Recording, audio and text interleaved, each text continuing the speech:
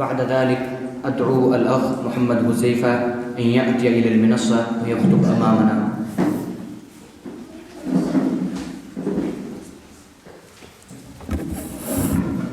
الحمد لله رب العالمين، والصلاة والسلام على سيد الأنبياء والمرسلين محمد بن عبد الله الأمين وعلى آله وصحبه أجمعين، أما بعد.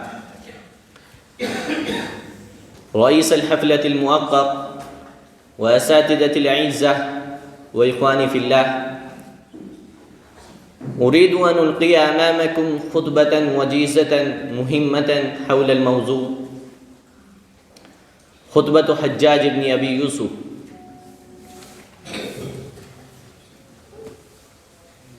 أيها الحاضرون،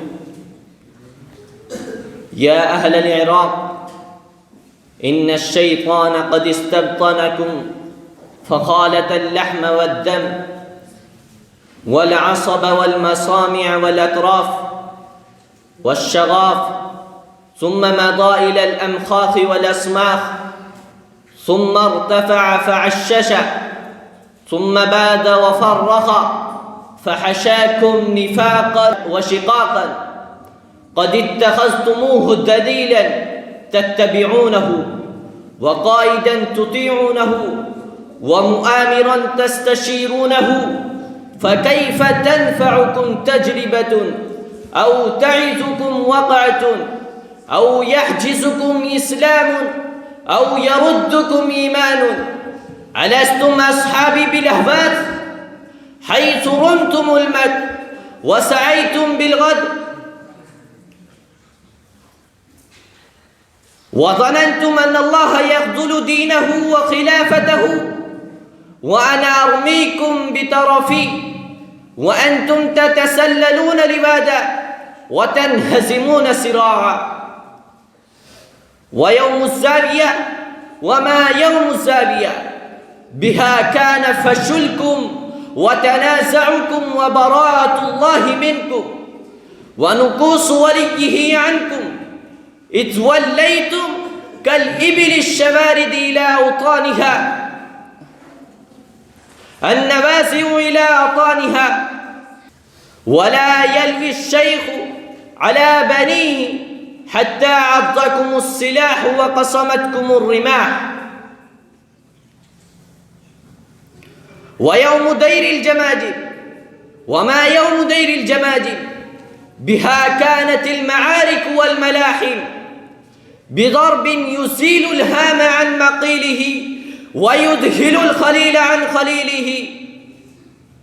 يا أهل العراق، أهل الكفرات والغدرات والثورة بعد الثورات، إن أبعثكم إلى ثغوركم غللتم وخنتم، وإن أمنتم أرجفتم، وإن خفتم نافقتم، لا تذكرون حسنة ولا تشكرون نعمة. هل استخفكم ناكس واستغواكم غاوي، أو استنصركم ظالم، أو استعبدكم خالع؟ إلا وثقتموه وآويتموه ونصرتموه ورضيتموه. هل شغب شاغب أو نعب ناعب، إلا كنتم أشياعه وأنصاره.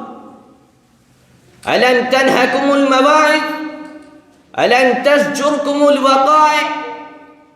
ثم التفت إلى أهل الشام فقال: يا أهل الشام، إنما أنا لكم كالظليم الداب عن فراخه، ينفي عنها المدر ويباعد عنها الحجر، ويكنها من المطر ويحميها من الضباب ويحرسها من الذئاب. يا أهل الشام، أنتم الجن والرداء، وأنتم العد والغطاء. أكتفي بهذه الكلمات، وآخر دعوانا أن الحمد لله رب العالمين.